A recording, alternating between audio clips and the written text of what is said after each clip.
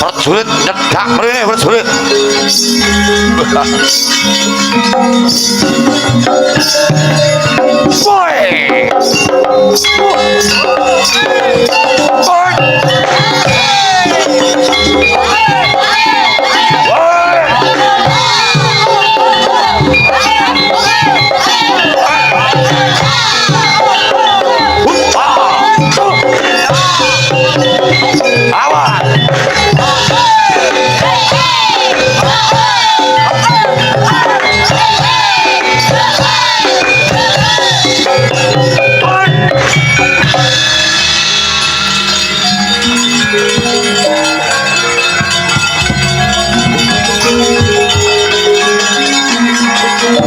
Yayi Prabu lan uga Yayi Patih Drepamaha nyedak.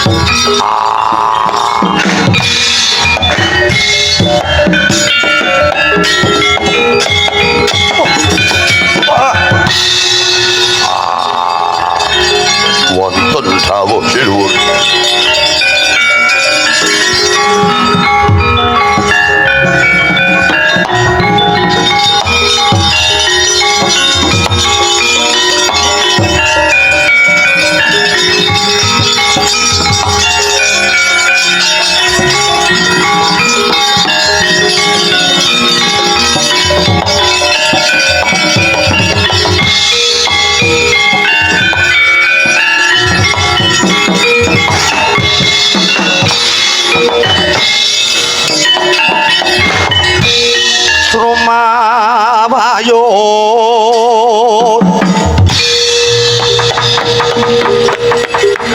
sang yak sentra kura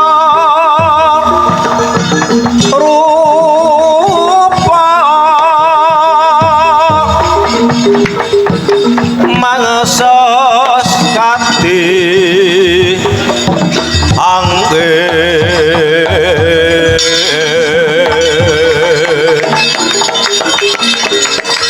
pangsompal kaprapal selo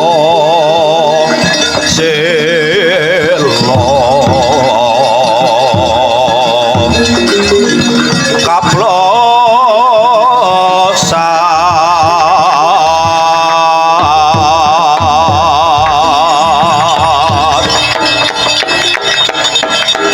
sato lumayu mangungsi rakyat kagodho kang jaga bumi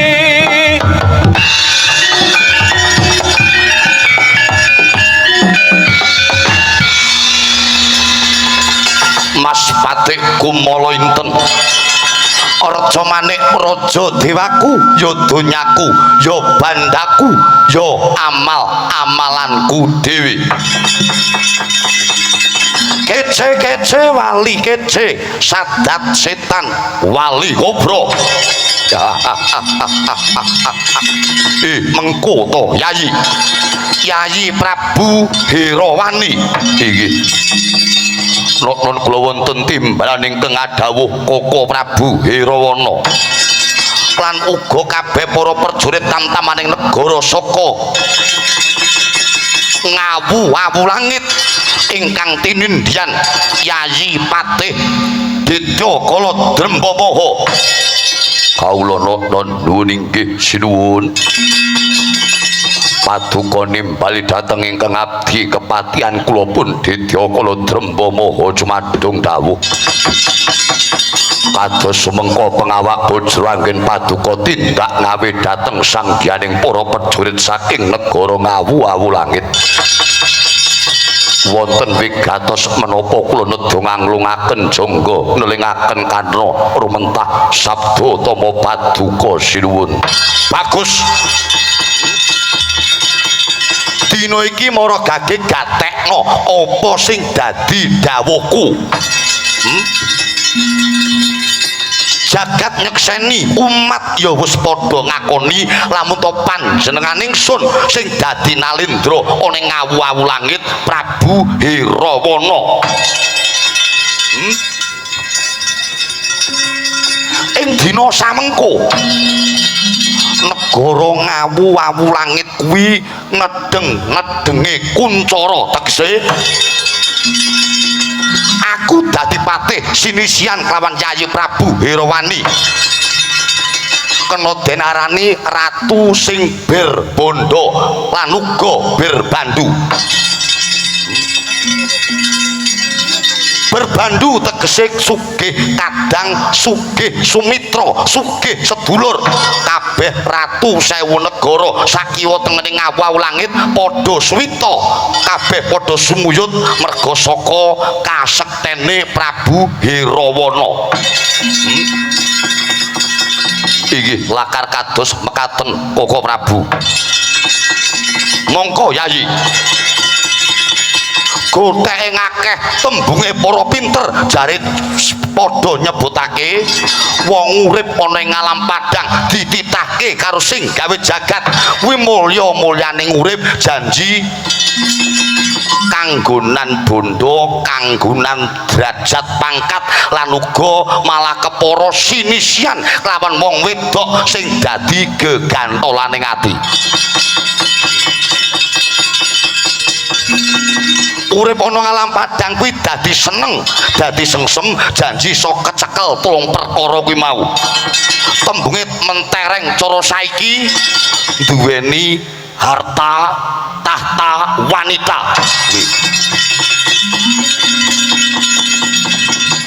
Yen cara wong Jawa halus kuwi ngarani kursi rukmi putri. Yen tembunge wong-wong nang kene kuwi jarene duit dingklek teman-teman wanita sing apik ya. Inggih Koko Prabu inggih. Berbandu wis ngarani aku sugih sedulur berbondo kaya ora kurang-kurang. Mas Inten Raja Brana berlian jamrut tak tumpuk nyang negaraku persasat nganti kaya sundul gendeng. Ana paribasan ditawuh nganti kaya segara kaya banyu ora bakal asat, diusungi kaya wedi kaya pasir ora bakal entek. Lah saking sugih bondo dunyane Prabu Hirawana, aja kok mung bangsane ratu 1000 negara, aja kok mung bangsane bupati, mantri, kiwa tengen tangga, blorong wae golek utangan silian dhuwit nang negaraku. Inggih. Saking sugih bondo donya Prabu Hirawana. Wong wedok sing dadi sisian, dadi ibune wong sak negara, nyata dina iki Prabu Hirawana kuwi wis nyumanding. Sumanding dadi sisiane Prabu Hirawana. Lah, yen telu-telune wis kecekel kaya durung marem rasane pun Kakang, lamun to urip ana ngalam padang ora diparingi panjang yuswa utawa umur sing dawa. Pekaten Koko Prabu. Gandeng telu-telune wis tak cekel. Aku kepingin urip ana ngalam padang iki duweni umur sing dawa. Banjur aku nglakoni tarak brata. Aku nglakoni prihatin. Ora nduga mono aku kerawuhan dewane panggoda pangrencana Sang Pandya Betari Durga ya Sang Ibu Durga. Kababar kawursita bakal ketekan panjangkane Prabu Hirawana, bakal dadi wong sing sugih, dadi wong sing wibawa, kedunungan derajat pangkat, tur dasare bakal duweni umur sing dawa. Lamun to aku bisa masrahke siji pamong Pandhawa kondang jimat sing iso ngucap, dewa sing iso ngejawantah, tembunge jenenge Semar Badranaya. Mekaten Koko Prabu. Yo yen aku iso ncekel Semar, kudu tak rangket, tak boyong nang negaraku, bakal tak bekakak, tak nggo tumbal. Kanthi cara mangkono bisa ketekanku duweni umur sing dawa. Lamun to Semar wis bisa dipikut, Semar tumeka pati, dawuhe Kanjeng Ibu Betari Durga gampang nggone manteni musuhe Betari Durga ora liya para Pandhawa. Inggih Koko Prabu inggih. Purwa Madya Wasana samendang datan karempit menapa kang dipun dawuhaken Paduka Koko Prabu. Perkawis anggen Paduka menika badhe ngupadi denungipun Semar Badranaya, kula ingkang badhe humiring tindak Paduka. Prasetyaning manah kula sinisan dumateng Paduka Koko Prabu, kula sagah dadol cagak tuwak, kula sagah dados ganjel ampian Paduka Koko Prabu. Watonipun panjenengan saged pinaringan panjang yuswa Koko Prabu. Bagus. Yen mangkono dina iku rasah dadak kesuwen ayuh nyabrang segara numpak baita, numpak prau. Jumujuk ana desa Karang Kadempel goleki Semar Badranaya. Tak golek Jara, tak golek Karti Sampeka Sanggit sing rungsit supaya Semar gelem tak boyong nyang negaraku. Semar gelem tak boyong, tak bekakak, tak nggo tumbal. Inggih, wis tuaken dawuh. Lajeng kepareng bidal dinten menapa, sesuk dadak ngenteni apa, dina iki tumuli budal. Rek lampit brungkat kimpul waton lanang padha nyandak gaman. Aja lali nggawa lading minangka pangiris daging, bathok wadhang getih. Kabeh prajurit ngawu-awu langit takon budal, ora takon mati, ning takon pinter. Dadya pemareming atiku. Wis tuaken dawuh, bidal dinten menika prayitna sing ati-ati ae.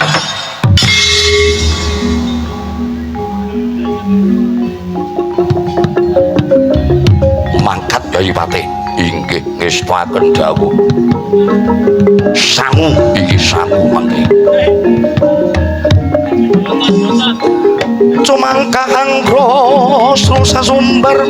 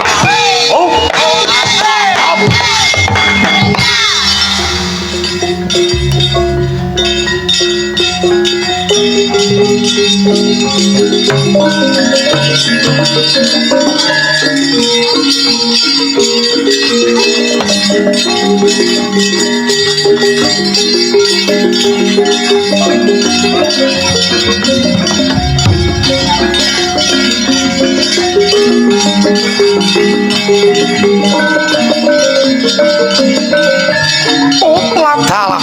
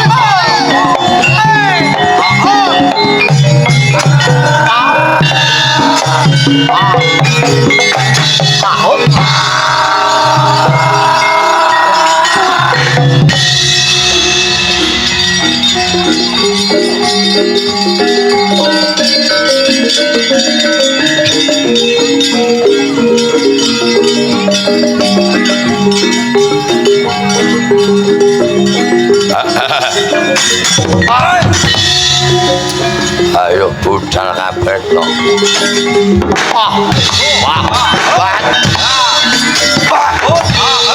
Loh, awan. Loh, awan.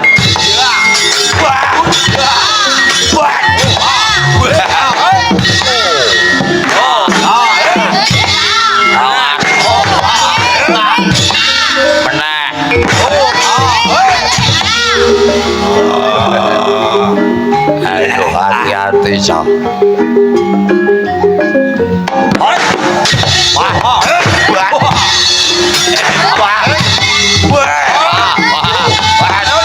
Aduh, pedet.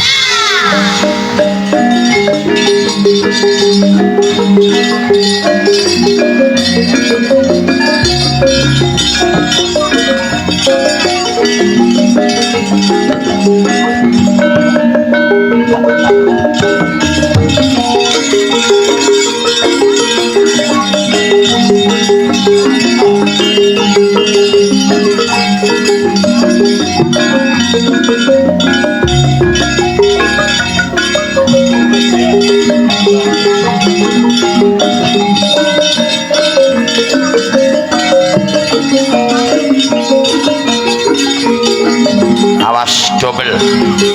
Hup. Ayo. Nyambut gawe, Kang. Ayo. Nyambut gawe meneh, Dik. Iya. Nyang endi iki, Dik? Iki awake dhewe glerek ngitan Sambikarta. Iya. Kaya adat saben dirameke yo. Ayo diramekne ben padha seneng masyarakate. Oke. Awas.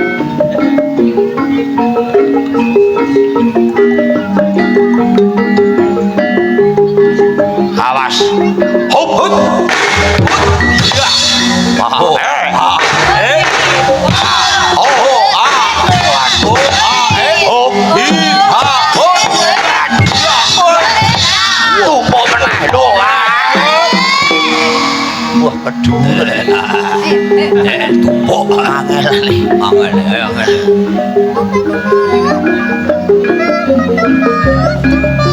Wis ben karo gletak. Wap.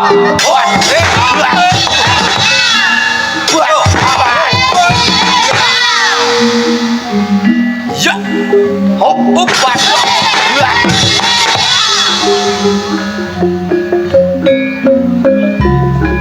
Perjurit buta saka ngawu-awu langit.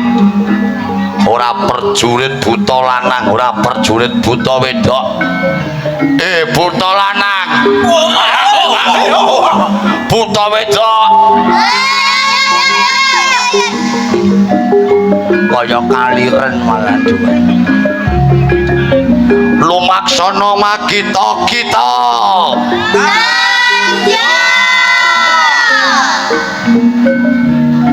Ayo budal sok.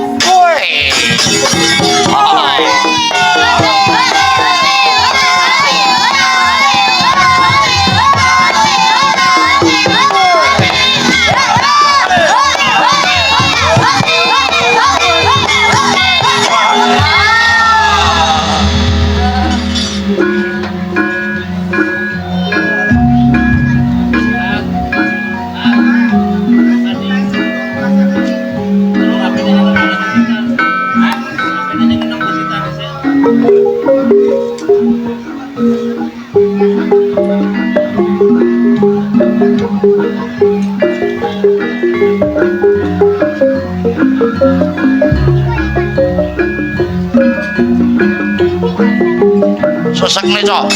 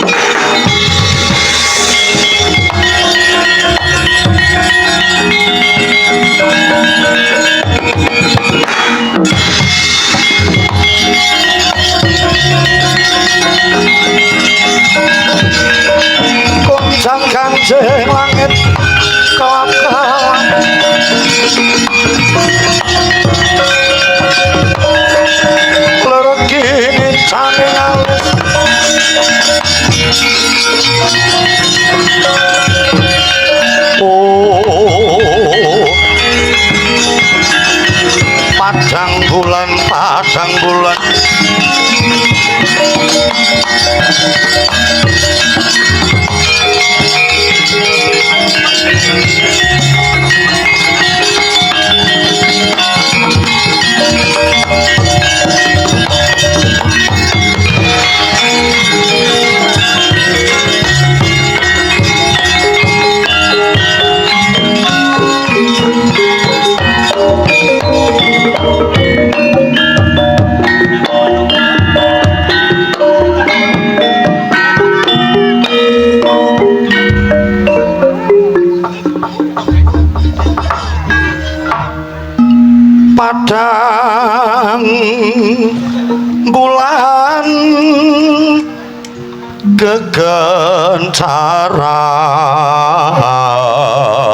gegencaran Nadengipun Rama Siti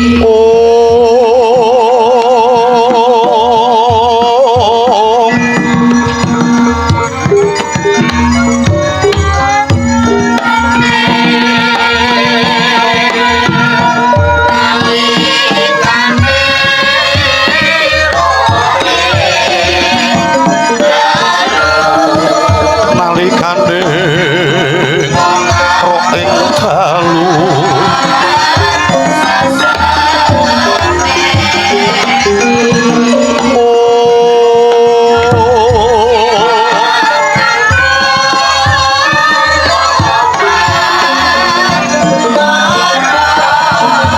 sirep kang Purwanara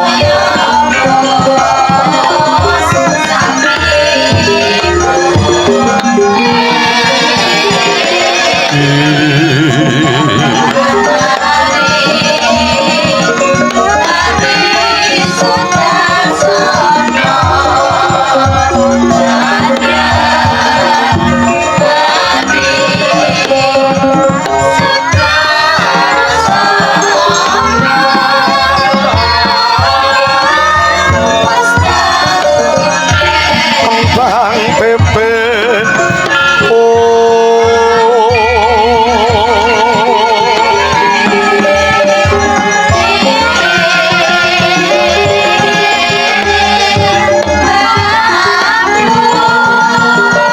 Semareko den rayekno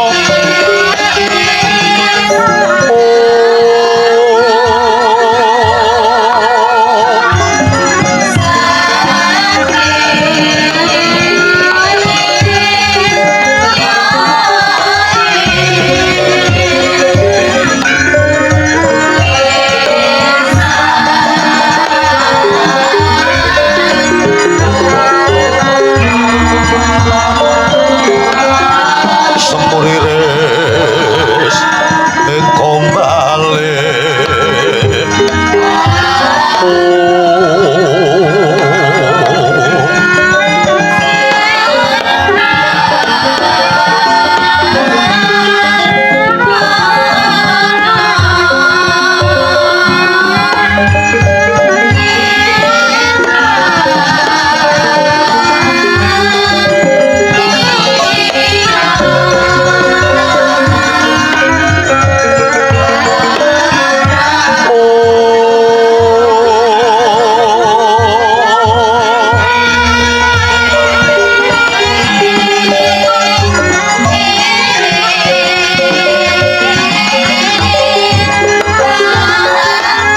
Titioni Kontoyoni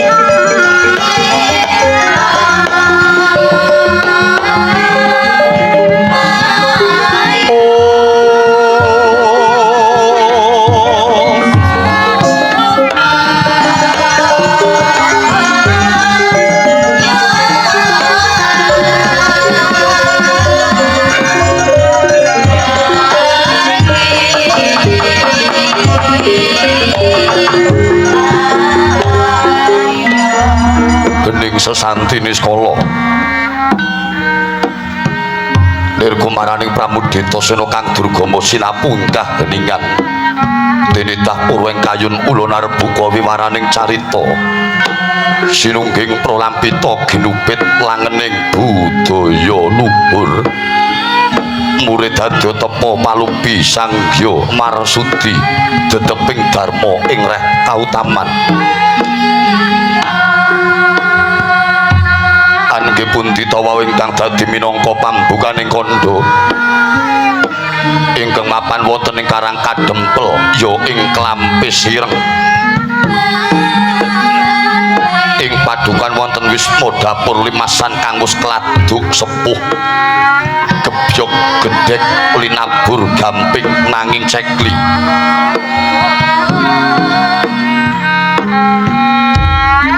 sak ngajenging bali wisma katingal kumlebet gendera sandiwarna abang putih minangka gendera pusaka negara Indraprasta lasinten tawa katingal lenggah ing pendhapi nenggih tetungguling para kawula ya pamonging para Pandhawa nama Kyai Lurah Semar ya Nayantaka ya Badranaya ya Duda Manang Munung ya Jurudyah Unta Prasanta ya wong boga sampir inggih Kyai Ismaya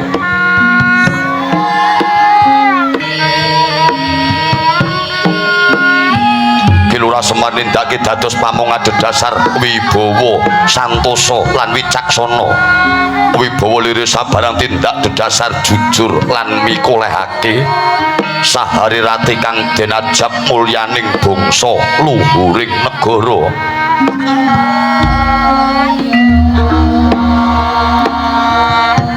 santosa lire tansah teguh ing penggalih datan mangro ing paningal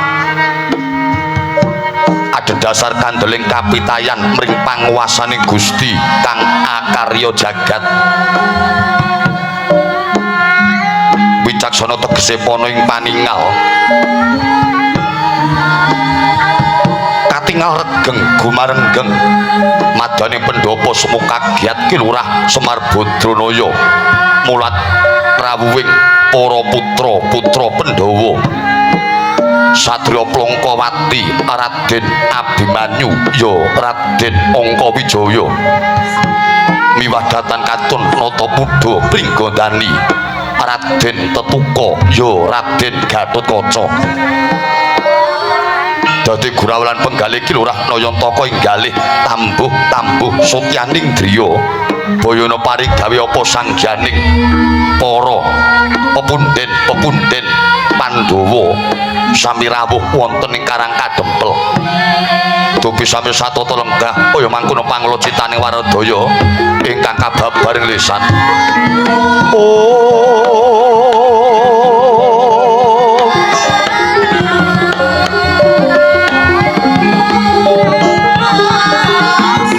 aja turu sore kaki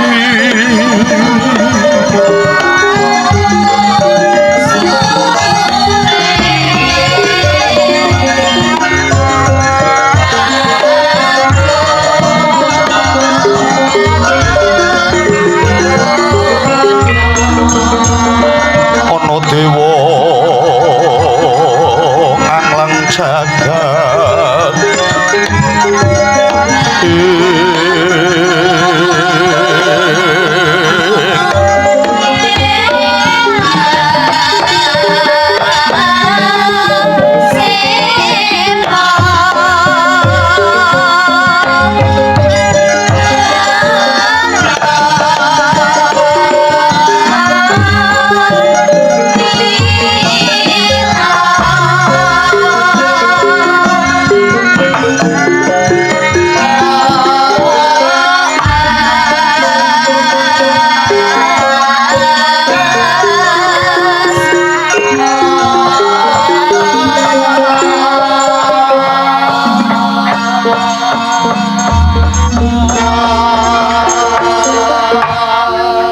sapa antu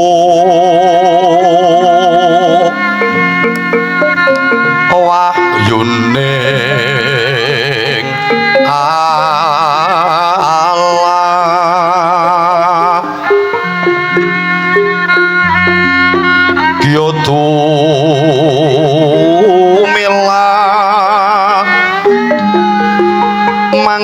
ngelmu bangkit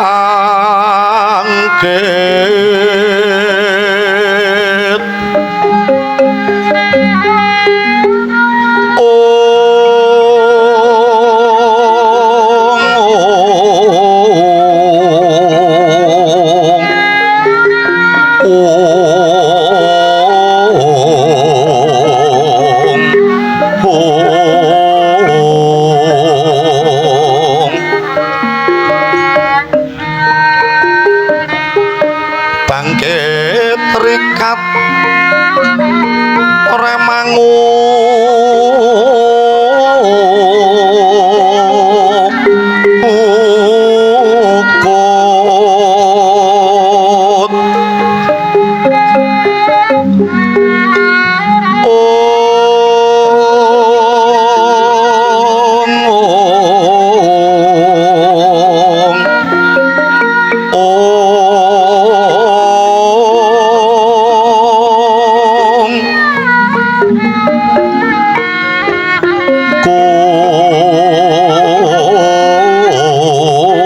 ukut kutaning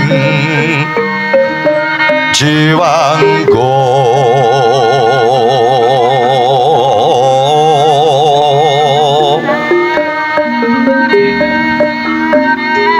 kang mang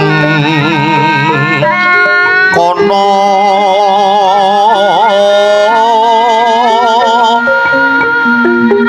kena ingaran wong sepuh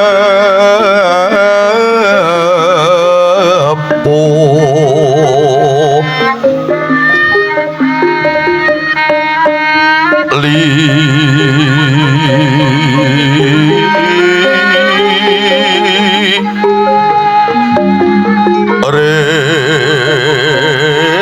sepuing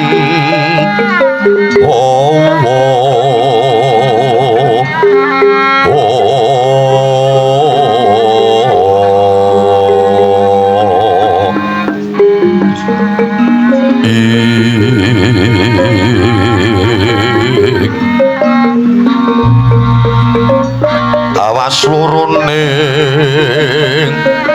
kang ngatunggil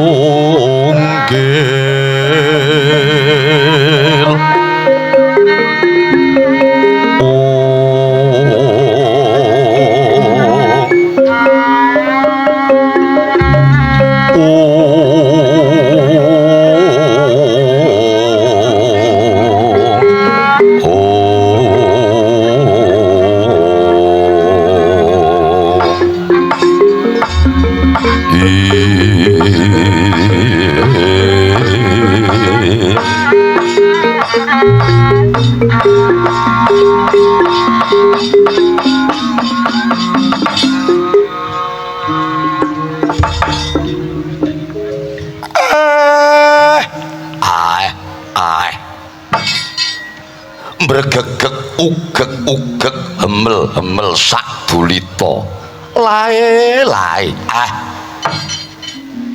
layak to layak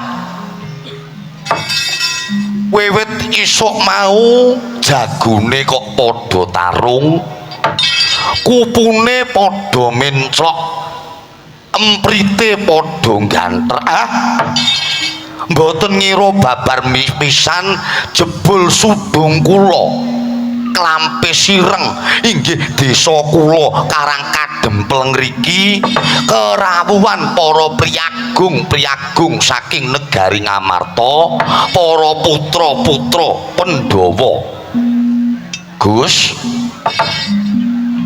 ndara kula bagus ndara kula lancur kula ndara Plongkowati ndara Abimanyu rawuh ndika wonten ing gubuk kula Klampis Sireng mriki lak nggih winantu karaharjan miwah kawidadan mboten langkung kula namung ngaturake pambagi panakrami mawantu mugi kunjuk lho iya Uwa Semar Badranaya antuk puja pangustim pangestutimu nir ing sambikala ginanjar Bagas Waras nggone Abimanyu sowan ana ing Karang Kadempel kene manggih kawidadan lan uga karahayon pambagi panakrami wis tak tampa gawe bungah mongkok penggali Angka Wijaya balik aku uga ngaturake taklim mugi kunjuka ana ngarsane Siwa Semar Nayantaka nggih sampun kula tampi kula cadhong tangan kekalih kapundhing sirah kakalungaking jangga kapetekaking dodo mimbana ora daging kajuwanan gesang kula mboten langkung kula ngaturake bekti mugi kunjuk dipun sekecakne anggen panjenengan pinarak lelenggahan nggih Gus Siwa Semar Badranaya kaya ora kurang sawiji apa anggonku marak siba njur nuwun sewu perkara nggone Siwa Semar ngaturake bekti ora bisa tak tampa malah tiba sepadha-padha Siwa nggih menawi kados mekaten lajeng nyuwun pangapunten ndara kula pringgondani ndara kula Bagus ndara Gatotkaca rawuh ndika lak pinantu kawilujengan kula ngaturake pasegan panakrami saha bekti kula mugi kunjuk nggih Gus Siwa Badranaya iya antuk berkah pangestu saka Siwa Semar nir ing sambikala dasari Gatotkaca pinanggih Bagas Waras ora ana alangan sawiji apa nggone Siwa ngaturake pambagi panakrami tak tampa gawe mongkok bungah penggalih Gatotkaca nuwun sewu nggonmu ngaturake bekti ora iso Gatotkaca tampa ya mung taklimku mawantu kunjuk ana ngarsane Siwa Nayantaka nggih sedaya momongan kula kok mboten kersa nampi dhateng sembah bekti kula nggih Gus mboten langkung sampun kula tampi dadosaken gembira manah kula dinten mangke kula aturi lenggah kanthi anggana raras nggih Gus iya Siwa kaya ora kurang sawiji apa anggonku marak siba ana ing Karang Kadempel kene tole Gareng Petruk Bagong iki ndaramu Angka Wijaya ndaramu Pringgondani do rawuh ayo gek do ngaturke bekti karo ndaramu tole mboten langkung namung ngestuaken dawuh Pak saderengipun kula ngaturaken bekti mugi kunjuk wonten ngarsanipun Ndara Angka Wijaya kelawan Ndara Gatotkaca bekti kula katur nggih Ndara iya ya Gareng wis tak tampa gawe gembiraning ati nggonmu ngaturake bekti tak tampa pangestuku tanpa nono iya Gareng nggonmu ngaturake bekti wis tak tampa pangestuku diagi tumanduka inggih sampun kula tampi dat anggen kawula mundi sematen ugi kula Ndara Petruk ngaturaken bekti mugi kunjuk wonten ngasanipun Ndara Abimanyu Ndara Tetuka iya ya Petruk wis tak tampa pangestuku tanpa nono Petruk tak tampa pangestuku tanpa nono nggih dat anggen kawula mundi Ndara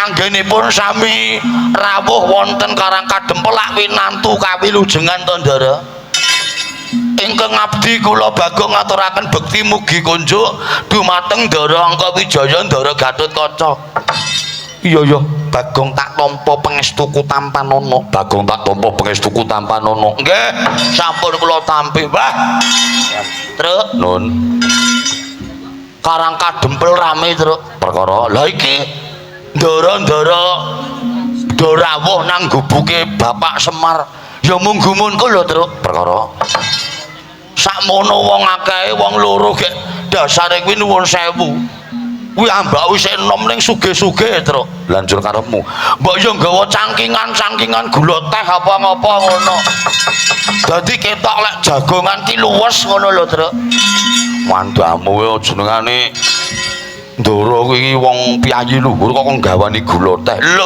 sak orarane lek ora nggawa gula teh ya mbok mentahe lak yo gelem wis mbogong ra caturan karo kowe meneng wae Gong kowe Gong nggih nuwun sewu rene dinten mangke panjenengan sampun kepareng rawuh lajeng lenggah kanthi satata wonten wigatos menapa anggen panjenengan rawuh kula aturi paring sabda menawi kok wadi tumrape anak-anak kula utawi sedaya para kawula ingkang sami seba monggo ndara kula aturi wonten pendhapi wingking sabejagong catur netra kelawan Panakawan Semar kula nedonga nglungaken jangga nelingaken karna rumentah sabda tamane Ndara Abimanyu Ndara Gatotkaca.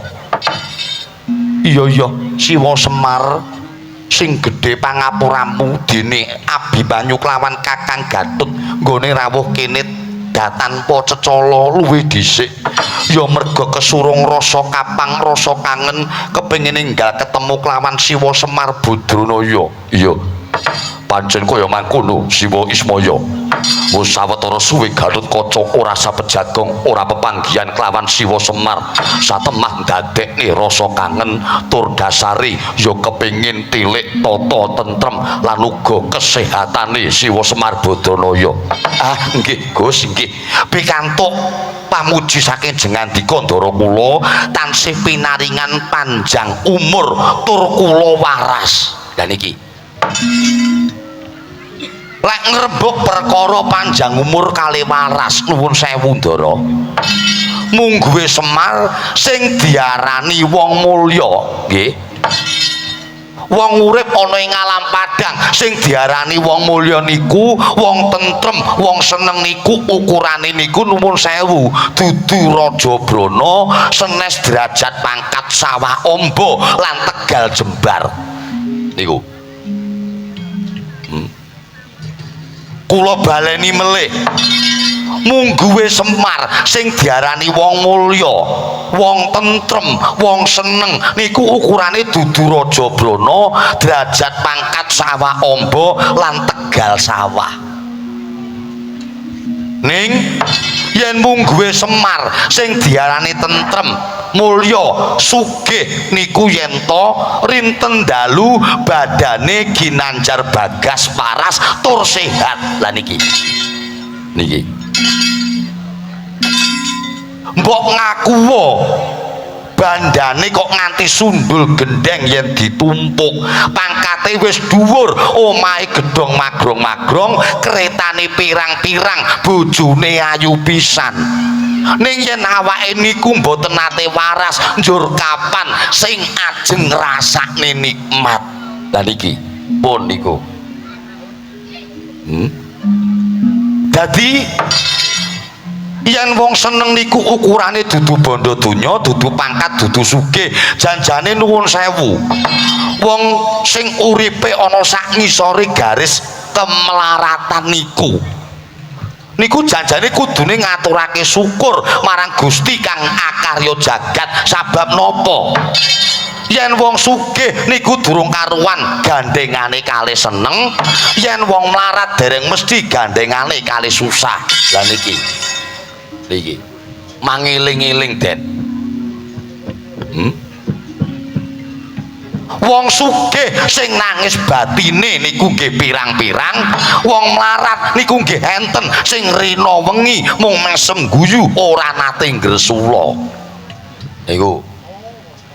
niku mboten sithik Ndara wong sugih kok dilambari karo rosane iman nuwun sewu wong sugih kok ora dilambari karo rosane iman tan wurunga uripe mung kami bandanen ana paribasan atine kuwi kami bandanen wis sugih kurang sugih omah wis gedhe jaluk ditingkat kendaraan wis pirang-pirang duwe roda 4 jaluk roda 6 nang omah duwe bojo sing ayu tur dasare pinter manak ya ora trima golek sing luwih ayu tur dasare ora iso manak. Lah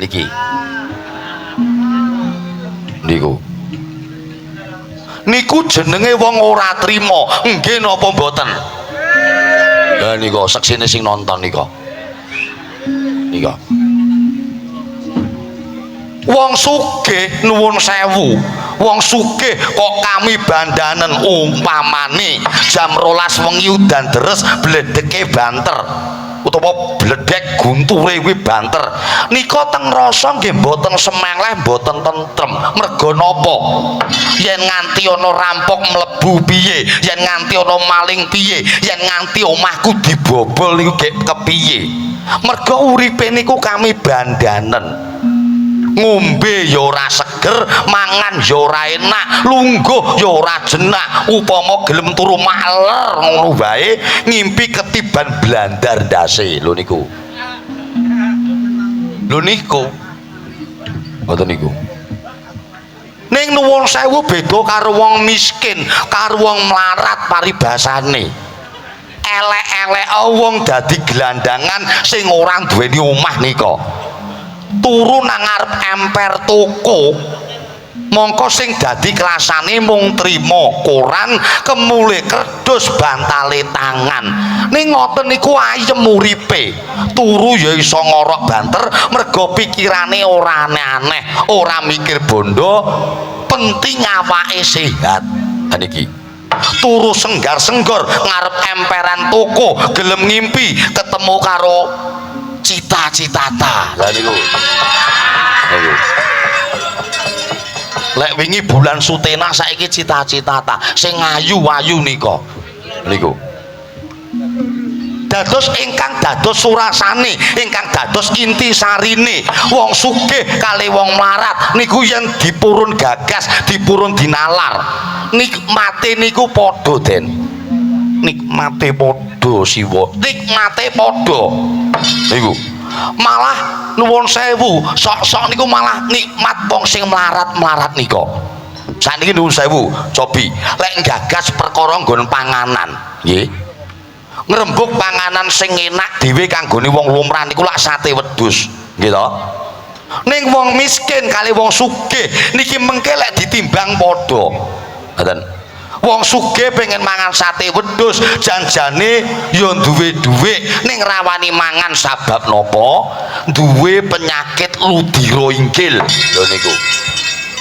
darah tinggi niku lho niku padha kali wong miskin pengen mangan sate kambing janjane ya ora duwe penyakit apa-apa ning ora wani tuku sabab ora duwe dhuwit nah niku lho ora kok jeneng ora duwe dhuwit ning ditimbang go tuku sate timbang go tuku sate wedhus gedene 30 tekane 40.000 becik nggo nempur niku nggih to niku bareng tibane padha.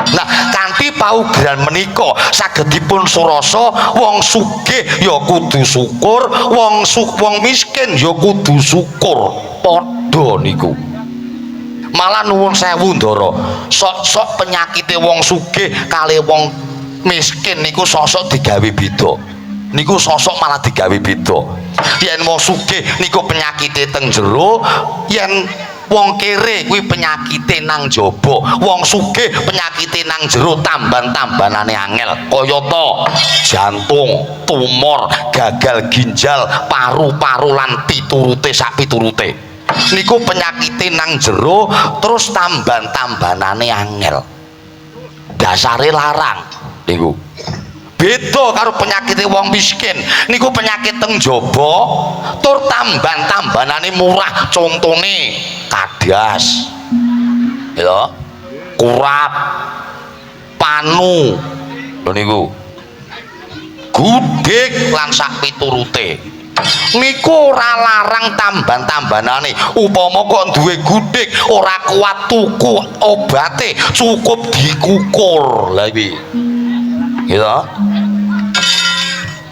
terus ngopo neh to Gong kok mesti kok wis sahur manuk lho Gong ora lo ngrebek perkara Semar ki mah kok cara hitungane kok ora der to terus ora der piye lek barang sing nang jero kuwi larang regane ya penyakit lek saka jero kuwi larang regane lek nang jaba penyakit murah padha wae terus karo wong urip ana ngalam donya ngono lek nang jaba tata lair kuwi ketok murah contone kaya Mas Gareng kuwi lek didelok jabane lak pating pletot to tangane ciko sikile gejek to mripate kero ketoke murah gampangan ning lek didelok saka ngatine Gareng kuwi atine kuwi jero tur pancen yo kena kanggo patuladan kanggone sesama Truk ngono nang jero kuwi larang regane nang jaba murah regane padha karo sinden nganggo jarik Truk sinden nganggo jarik regane jarik iki pol-pole pira to 300.000 teko 500.000 oleh poran jerone jarik dituku 1 juta kowe lek ngomong tekan ndi to Gong lho upama kok oleh 500 tegese wis jembir ngomong apa to Gong wis meneng Gong kowe lah niku sedaya dados patuladan kangge contoh wong urip ana ing alam padang lah sakniki nuwun sewu rene panjenengan sampun pareng rawuh janur gunung kok sarimbitan Ndara Angkawijaya kalih Ndara Gatot sowan utawa rawuh wonten sudung kula mriki syukur menawi kok namung tilik dumateng kajuwananipun para ponokawan ewa semanten menawi kok wonten bab-bab wigati bebasan ngidam rujak ing cempaluk cumengklungen daya-daya urip gati ning karsa menawi kenging babar kathah monggo kula aturi babaraken dumateng ponokawan Semar Gareng Petruk Bagong Ndara Anja Puspitorum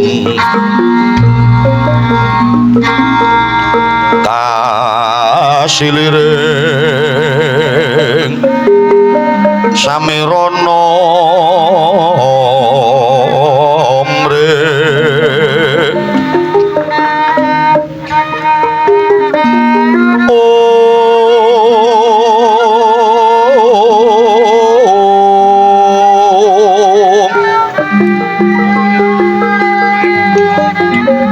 sekar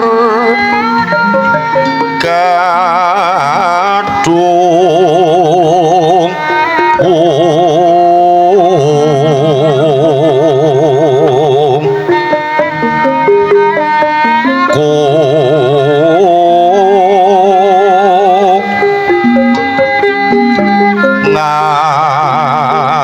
ngasgan danyo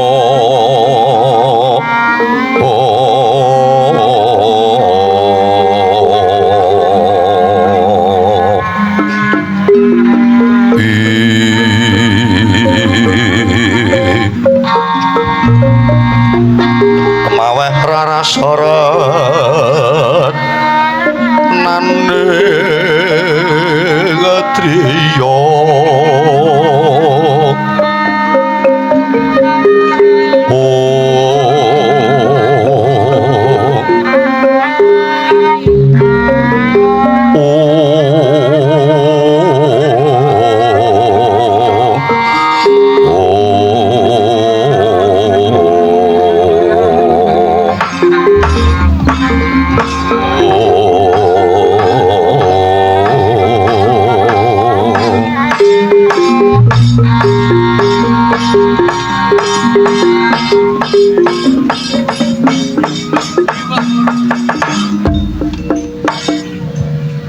ingkang sepisan Kyai Abimanyu ndereke Kakang Pringgondane tilik tata tentrem lan uga gambuhke alam oneng dene wigatining perlu wa Semar Abimanyu diutus para pepundhen Pandhawa nanjake kabare wa Badranaya dinta sak menika Siwa Semar lho lha enten apa kula seger waras niku iya ya mung ngene ya Siwa yen pancen Siwa Badranaya tansah sinampiran bagas waras ning ya gene wis pirang-piranganing pasewakan Ki Badranaya ora katon siba ana ing kraton negara Ngamarta mongko adat lamun pinuju dina pasewakan kuwi kabeh para demang para lurah kalebu Badranaya kuwi mesti padha sumewa ana ngarsane Uwa Prabu Puntadewa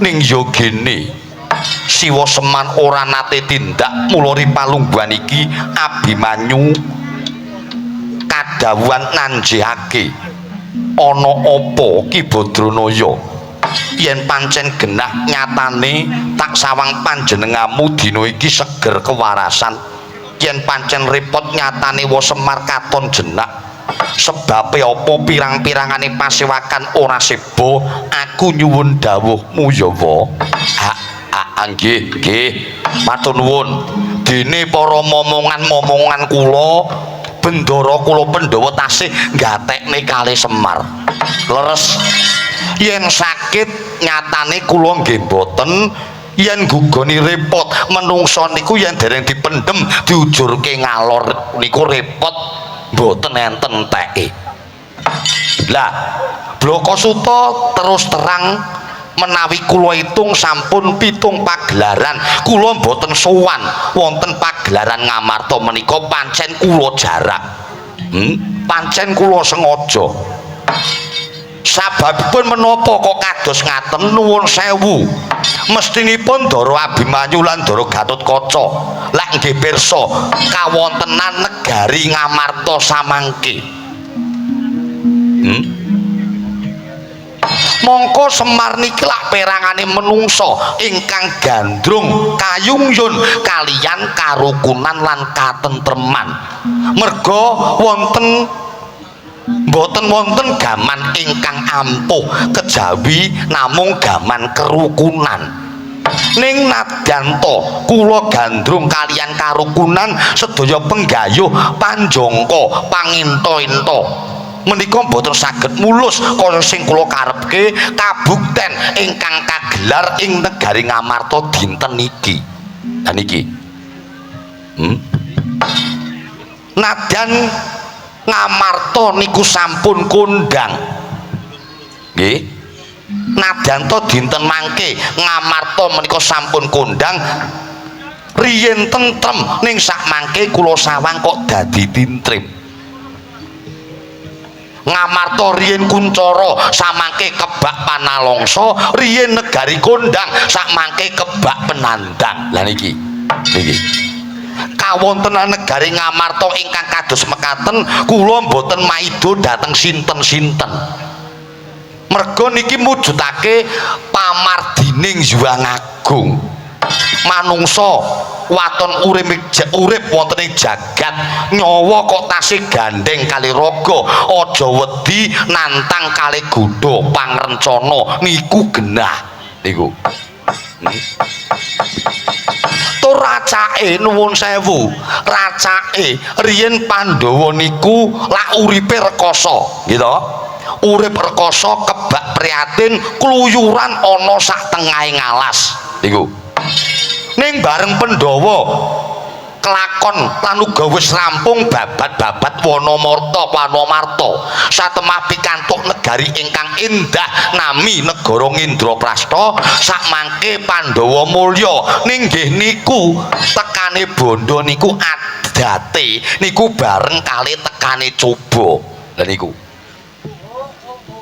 kula baleni tekane bondo niku biasane dibarengi karo tekane coba niku wong nggih nuwun sewu wong niku angger bar diuji mesti racake diuja niku rumus Ndara niku rumus lah dados sakmangke tiyang teng jagat raya menika pancen tasih didadar dening Gusti ingkang nyipta jagat ning menika mboten mujudake pangeran menika kok gething kalih umate niku mboten carane Gusti nresnani marang titahe niku ora kok terus diuja diumbar apa kang dadi kekarepane dituruti niku mboten ning tansah di anakake pendadaran pacoban contone utusaning Gusti rasuling pangeran niku lak titahe Gusti sing ditresnani to nika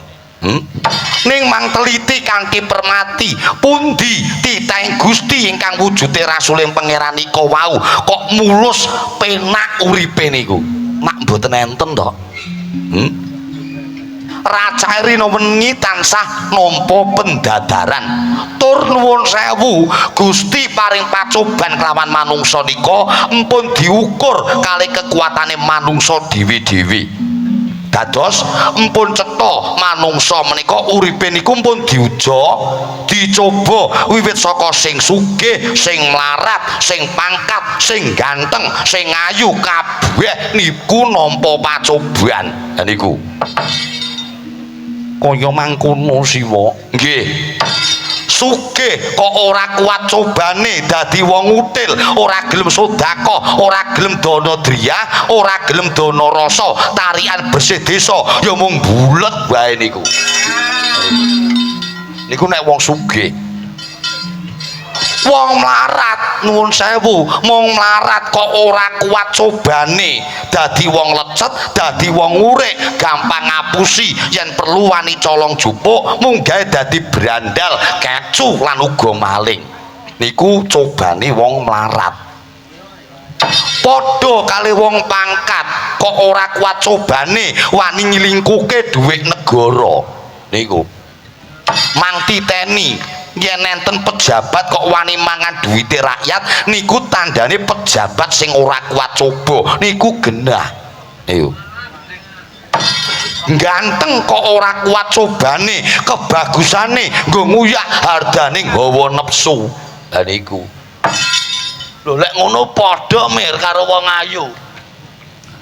Wong ayu kok ora kuat cobane tipis imane sewengi rame kuwi ya 300 sepi-sepine ya 150 tekon ndi lho lah wis ngomongke wong bagus kok ora ngomongke wong ayu ya ora gong. Lah ya lah niku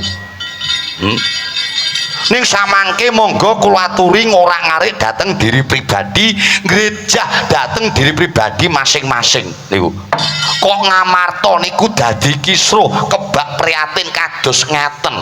Sing sugih saya ndedel sugihe, sing mlarat kok saya kaseser uripe, ngibarate timbangan jomplang mboten genep niku.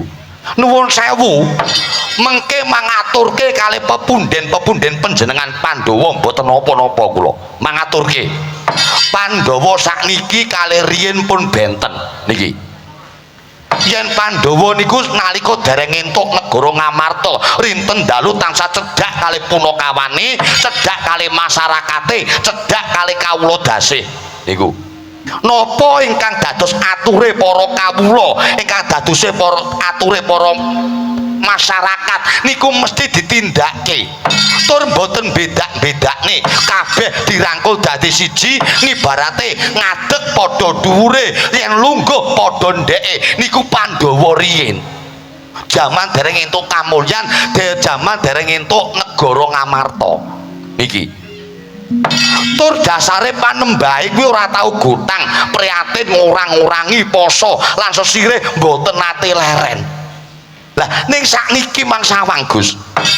Mang Sawang bareng entuk kamukten Ngamarta kok padha lali prihatin, lali sesirih, lali ngurang-ngurangi satemah ilang rasa kawicaksanane.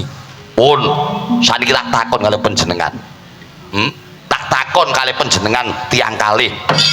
Dewa nggih Gusti lumantar dewa dinten iki ajeng ngandhapke wahyuning nurbating Gusti ingkang naminipun Wahyu Purbakayun. Kinten-kinten sampeyan nggih Pandhawa lan uga anak-anak Pandhawa niku do ngerti napa mboten? Wahyu Purbakayun ajeng mudhun. Ngertos napa mboten? Kok linga-lingu, Purbakayun namine. Liriler tanture wasumilir. Pripun? Ngertos napa mboten, Dara?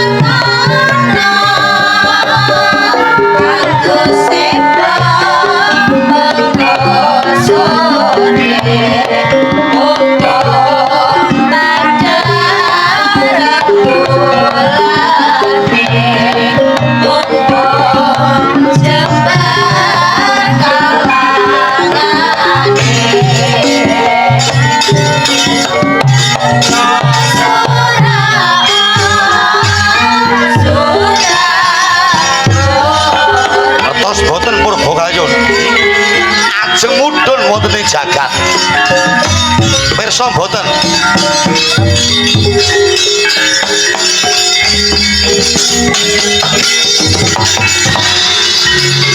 Siwa Semar aku minta pituduhmu Siwa manglungguh Gus manglungguh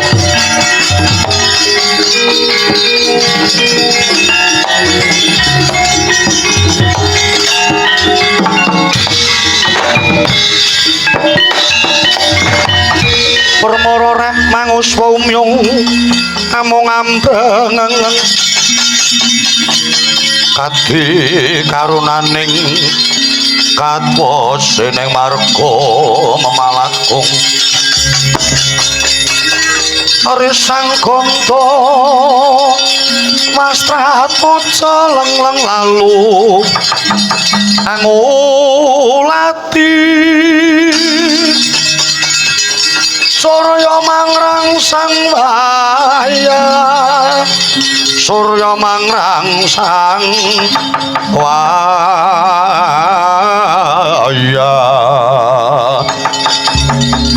Umya swaraning wayanto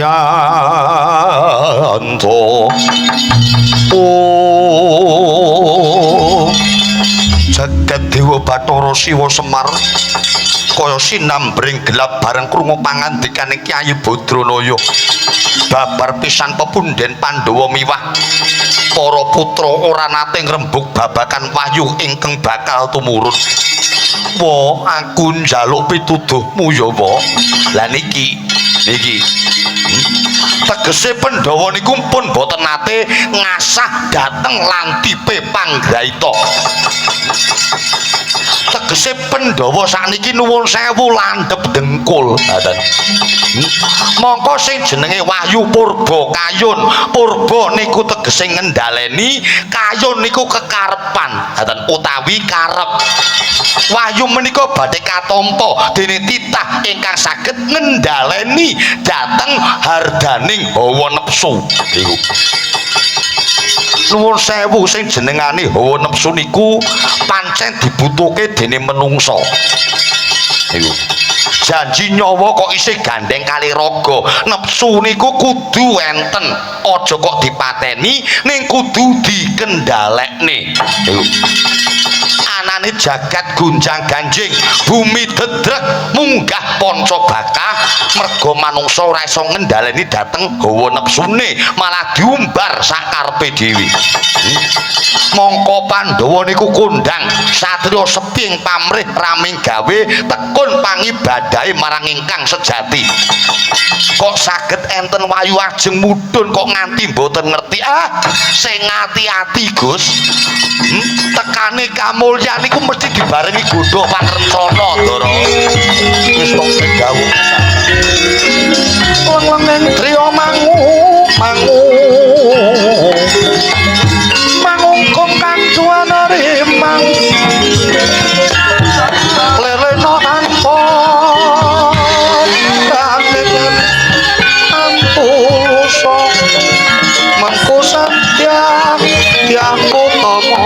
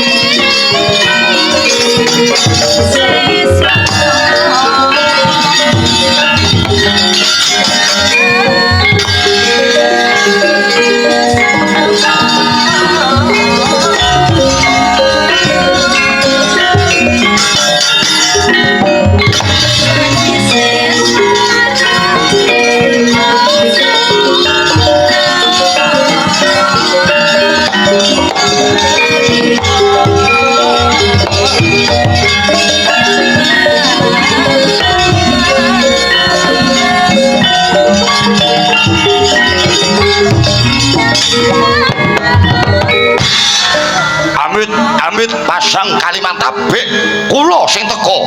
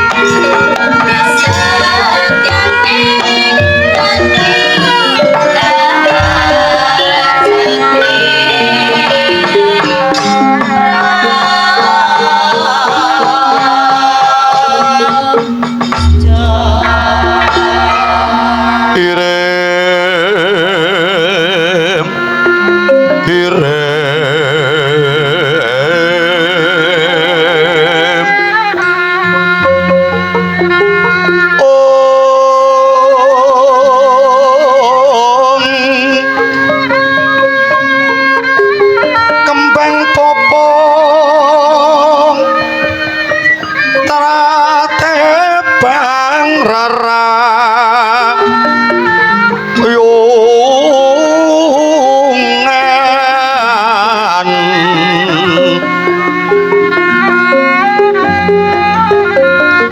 pelem gadung tumiyung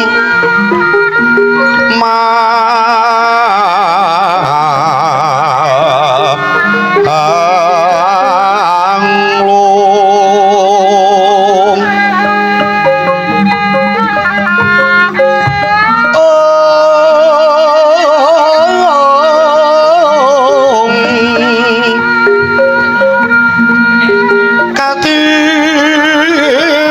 yuping maruta maruta mondo manggut-manggut asri yanti nolo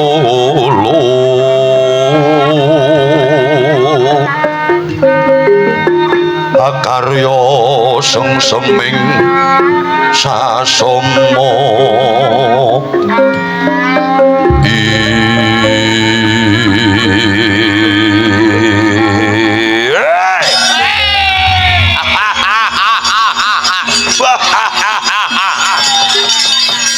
tanjir tenan kok kaget aku Truk wis kaget mungkin telat gong belum kene sik tiar-tiar ngrungokne ya malah jerit sakemenge nuwun sewu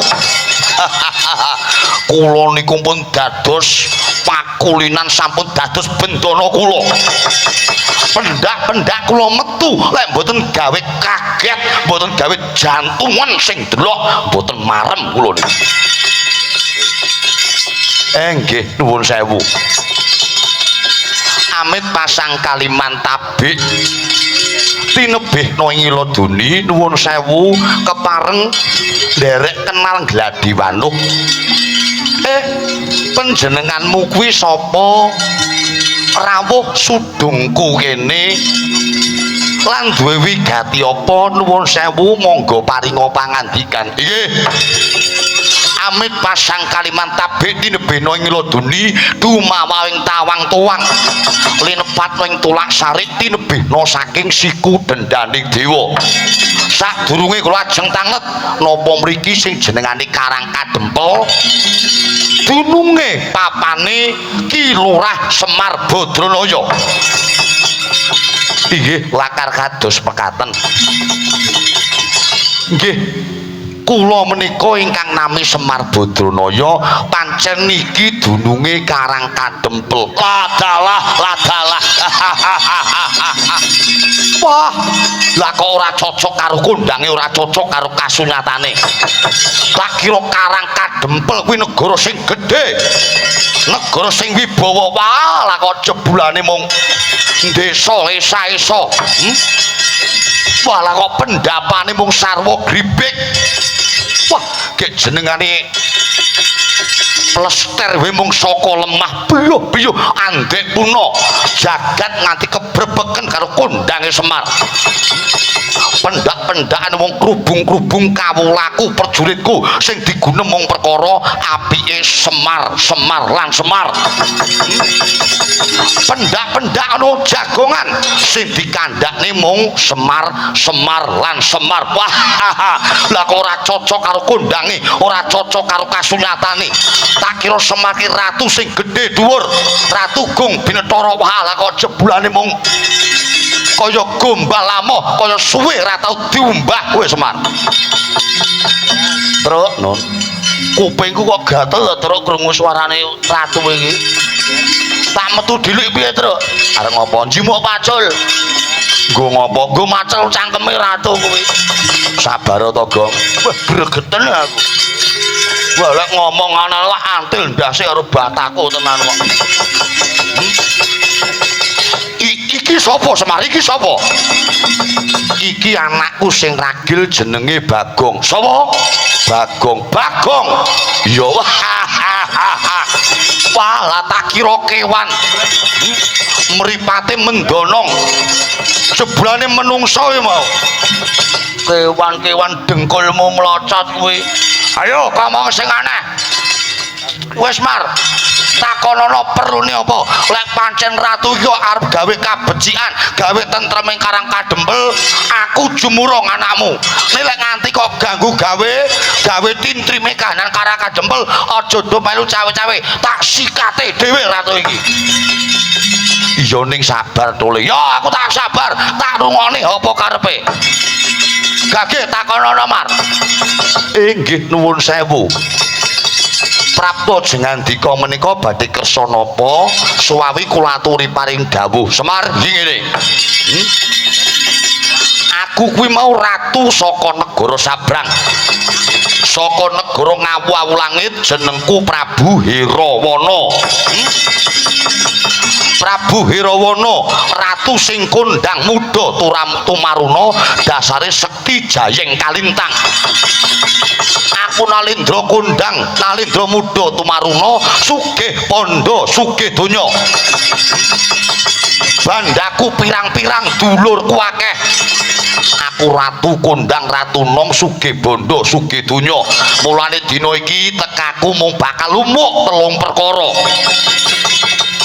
ajeng umuk iye ajeng pamer yo aku arep pamer sepisan guna kasantikan kaping pindhone pinter micara kaping telune sugihe bondo donya guna kasantikan aku wis kandha ngarep bilih aku kuwi Nalindra nom Nalindra kondang sekti mandraguna Jayeng Palugon peparibasan tantedak tapas ing pandhe bisisaning Gurindo dimusuhke sapa wae aku ora bakal wedi dimusuhke karo apa wae aku ora bakal gigrik dasare pancen aku sekti mandraguna ping pindhone pintere micara aku Nalindra sing pinter bicara bantah karo sapa wae aku ora bakal gigrik dijak guneman cara apa wae aku mesti iso nggo napus-apus lecete micara kuwi pakulinan tak gaweni saben dina oh bacane Ratu Koclok iki Mir iki Ratu Koclok iki Mir sabar oleh sabar sing angka 3 sugih bondo donya bondo donyaku ana negaraku Ngawu Langit paribasan ditawu kaya banyu ora bakal asat diusungi kaya wedi ora bakal entek Semar iya lajeng wigatosipun lah wigatose ngene tekaku mrene aku mung nuruti penangise para kawulaku panjeriting para kawulaku sabab iki dina negaraku Ngawu Langit lagi ke Taman Pagebluk Mayangkara lagi ke Taman Welaing Jawata larang sandang larang pangan akeh raja mala pepati para kawulaku paribasan isuk tekane loro sore tekaning pati sore nandang loro esuk-esuk ngemasi kaya mangkono bola-bali ora ana sing nambak rengkaning praja banjur sawijining dina aku nglakoni tapa turu nglakoni priatin ana tengah latar asesemek ron Rajamala abebantal boto sarimbat kababar kawusita negaraku bisa waluya jati temah nirmala nganti kaya wingi uni lamun to kacondokan pamonging jagat ingkang aran Semar Badranaya ora ketang mung sak siliring bawang ora ketang mung sak urupe dian ora ketang mung sak urupe jagung Mar mulane dina iki gedhe penjalukku muga paring kalidamar kelawan para kawulaku lan negaraku sing lagi nampa pagebluk Mayangkara kersa kowe tak boyong nyang negaraku mengko yen negaraku lan kawulaku wis bisa mangke tentrem mangke mulya kowe engko bakal tak balekne nang Karang Kadempel Semar tur kowe aja sumelang aku ratu kondang aku ratu sugih kowe engko tak balekne bakal tak sangoni warem njaluk sangu pirang atus miliar warem njaluk sangu pirang atus miliar arep njaluk sangu pirang grobak bondo donya bakal tak sembadani waton kowe gelem minangkani dadi panyuwunku. Kowe aja semelang Semar. Yen bojomu kok gandoli karo kowe, mengko bojomu tak paringane duit supaya seneng uripe. Utawa anak-anakmu telu sing lucu-lucu, apa meneh sing ngarep iki mendono mripate iki. Lek gondeli kowe, engko tak sangonane karepen nggo seneng-seneng jogetan jengklekan Semar. Piye Semar? Aduh. Arep jeblok ndas kowe terus. Lah ngopo? Krungu tembunge tenan jeblok lek ora diguceki jeblok tenan iki. Mbok sabar to, Gong. Sabar ki ana watese, Tru. Ya ning sabar dhisik. Karepe kuwi arep ngopo? Semar gelem minangkani pambudutku, aku matur nuwun banget. Tur bakal wengko nemoni mulya. Ning nuwun sewu kok kowe dina iki nampik apa sing dadi kekarepanku, aja takon dosa Semar. Kowe aja takon dosa tekaku mrene nggawa prajurit sagras sabergada. Lek nganti Semar gelem minangkani pamundhutku tak jaluk dina iki Ngamarta kuwi jagang ana sing jero. Benteng ana sing kandel.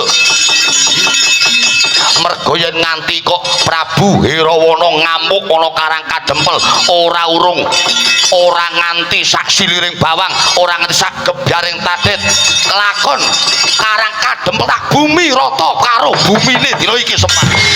Wah, sak kaleng.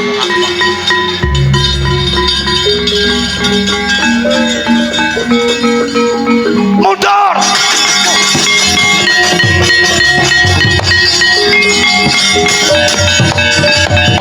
Coco montap lir kinetap duka yaya kang sinipi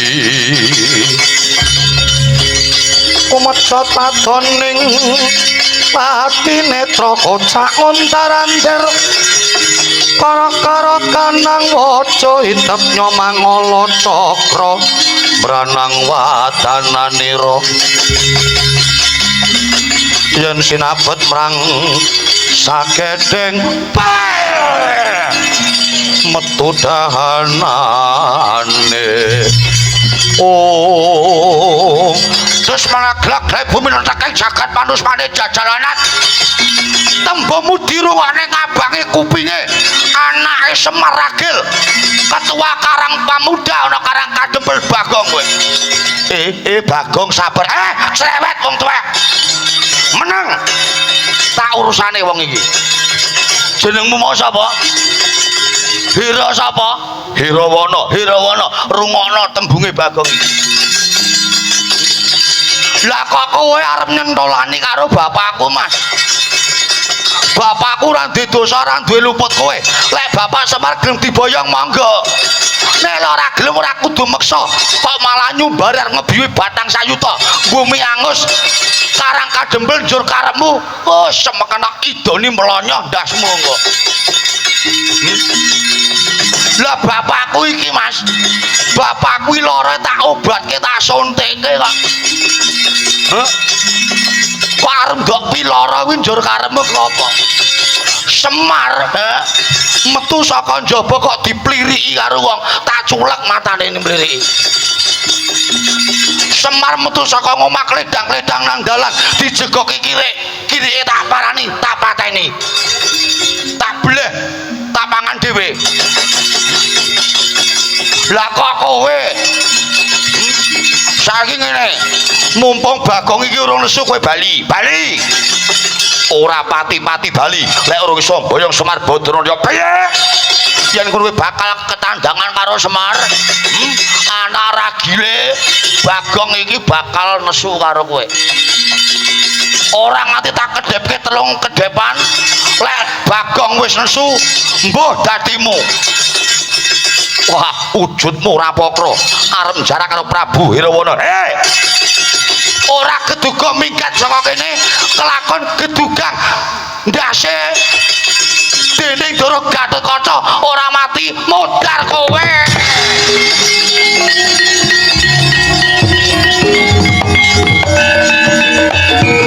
ayo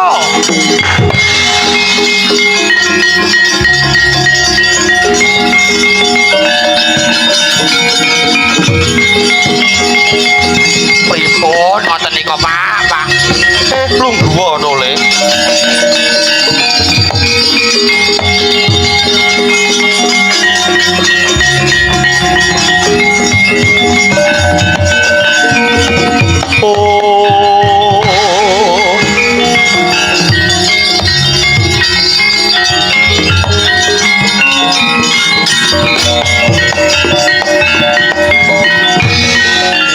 Protaruna angudya Sanes korona sangguning kumati Masuki engkau Kalake kanani Risane sumata Laterona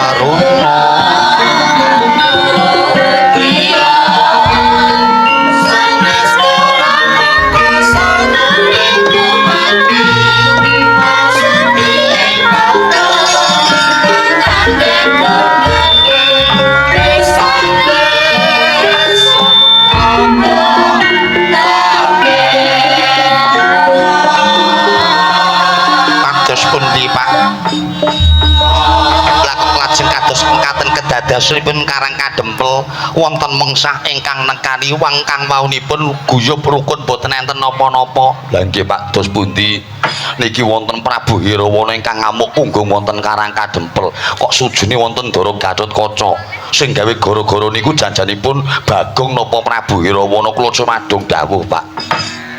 Tole perkara iki ora usah dadak nuding sapa-sapa. Bapakmu Semar Maulak wis kandha. Tekane kamulyan dibarengi karo Gudha Pangrencana. Mbok menawa tekane Prabu Hirawana saka negara Ngawu-awu langit iki minangka dadi panodi pacoban pangasah pangungkal tumrap jiwane para kawula Karang Kadempel kelebu aku lan kowe kabeh. Lajeng kula kedah kados pundi Pak? Metuwa njaba bubarna para kawula sing padha seba ana pendopo Karang Kadempel kene. Bapakmu tak ngungkurake sewetara tak manjing jroning alam lan uga jroning sanggar pamujan. Tak njaluk ngersane Gusti muga-muga lelakon iki enggal sirep enggal padhang satemah padha manggih mulya manggih tentrem kabeh kawulana Karang Kadempel. Inggih ngestakaken dawuh Pak, ngestakaken dawuh kepareng amit madal pasilan. Kaya wis ora ana dawuh maneh bubarna para kawula sing padha seba Petro. Sabebral katalika wau paripurna pangandikaning Ki Lurah Badraya liku Lurah Semar samana sigra manjing jroning sanggar pamujan meminta panguasane Gusti regedeg kang samya ngampil upacara para kawula cilik ana ing desa Karang Kadempel. Yen sinawang saka Mandrawa Banjaran Sari lakune.